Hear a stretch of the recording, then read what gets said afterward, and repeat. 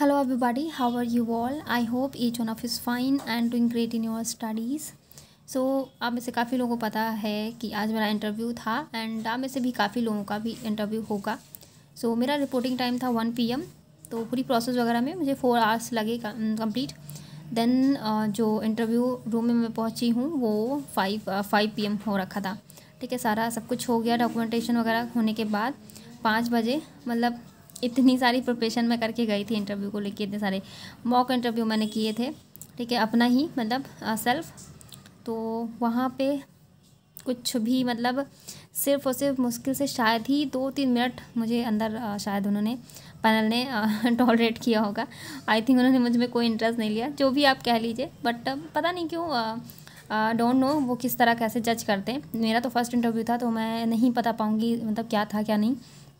But I don't think so कि 2-3 minute या 3-4 minute में आप मतलब इतना इजीली कैसे किसी को जज कर सकते हैं. एंड क्वेश्चंस भी वैसे नहीं थे, मतलब इस तरह के नहीं क्वेश्चन उन्होंने पूछे. मुझे तो मैं पैनल का नहीं पता, बट मैं खुद अपने इंटरव्यू से सेटिस्फाइड नहीं हूँ क्योंकि मैंने बहुत अच्छे से प्रिपरेशन की थी. ऐसे ऐसे क्वेश्चन मैं प्रिपेयर करके गई थी कि पता नहीं क्या ही कुछ भी पूछ लेंगे. लाइक मेरे जो होम डिस्ट्रिक्ट था मेरा, डिस्ट्रिक्ट सीतापुर, वहाँ का भी पढ़ के गई थी. लखनऊ के बारे में, इवन अपने नेम के बारे में भी थोड़ा हिस्टोरिकल है. तो ये सब चीज़ें थी. ये तो अपना पर्सनल डेटा हो गया. बाकी जो हमारा एकेडमिक था उससे एंड करंट वगैरह भी और बैंकिंग वगैरह, मतलब इतना कुछ पढ़ के जाने के बाद भी वहाँ पे क्वेश्चन क्या पूछे उन्होंने, मैं बताती हूँ. उन्होंने पूछा, मतलब इंट्रोडक्शन पूछा उन्होंने कि आप अपने बारे में कुछ बताइए. हिंदी में पूछा तो मैंने हिंदी में ही इंट्रोड्यूस किया था अपने आप को. देन अपने बारे में बताया. तो उन्होंने पूछा कि अपनी फैमिली के बारे में मतलब बताइए कि कौन कौन है.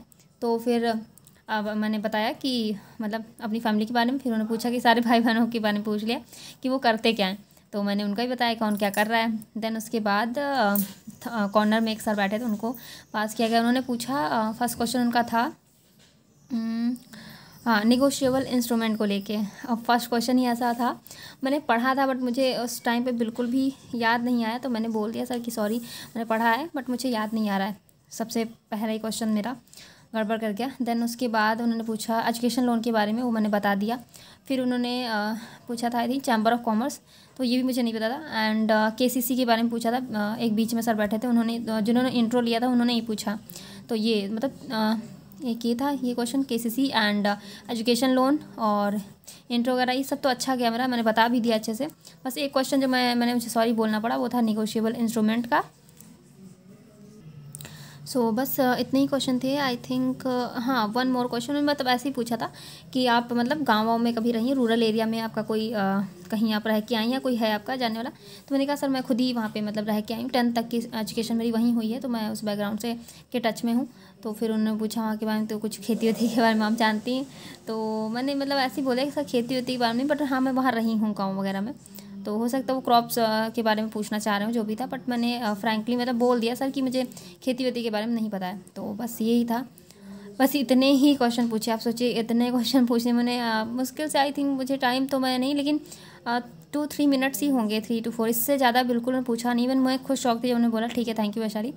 तो मैं खुद ही शौक थी कि इतनी जल्दी कैसे मतलब उन्होंने कर दिया. एक्चुअली लेट भी काफ़ी हो गया था, 5 PM हो रखा था, तो हो सकता हो इस वजह से. But I really don't know. मेरा तो फर्स्ट एक्सपीरियंस था, मुझे तो बिल्कुल आइडिया नहीं है. आप लोगों को पता होगा जिन लोगों का इंटरव्यू हुआ है कभी, तो वो कैसे क्या मतलब लेते हैं. मुझे तो नहीं समझ में आ रहा कि उन्होंने क्या जज किया, उसमें कैसे मार्क्स देंगे. अब वो तो पैनल के ऊपर ही डिपेंड करता है. बट मैं अपनी तरफ से बोलूँ तो मैं खुद अपने इंटरव्यू से सेटिस्फाइड नहीं हूँ, क्योंकि जो क्वेश्चन मैं प्रिपेयर करके गई थी ऐसे कुछ क्वेश्चंस नहीं थे लाइक मतलब गैप अप को लेके एंड ऑल, जो कुछ भी इससे रिलेटेड कोई क्वेश्चंस नहीं थे जिसके लिए हम वरीड हो रहे थे इतनी ज़्यादा प्रिपरेशन की थी. एनीवे तो रहा इंटरव्यू का एक्सपीरियंस जो भी था मेरा. That's all about that. और अब तो जो आने वाले एग्ज़ाम्स हैं हमारे, उस पर हमें फोकस करना है. IBPS PO, SBI PO, IBPS clerk. मेरा एग्ज़ाम है 27 को SBI PO का, जिनका भी एग्ज़ाम कल हुआ था एंड आज हुआ है. आई होप अच्छा हुआ होगा. जिनका 27 को है, तो अगर आप लोग जानना चाहते हैं मतलब कैसा पैटर्न रहा क्या है, तो आप ऑलिव बोर्ड पे SBI PO प्रीलिम्स का मेमोरी बेस्ड पेपर गिवन है, तो आप वहाँ से अटेम्प्ट कर सकते हैं. फ्री ऑफ कॉस्ट है सभी के लिए. तो जिनका पेपर है 27 को, आप लोग ज़रूर अटेम्प्ट कीजिएगा. यस्टरडे एग्जाम पे बेस्ड है, ठीक है. एंड अपने स्कोर्स ज़रूर कमेंट सेक्शन में मेंशन कीजिएगा.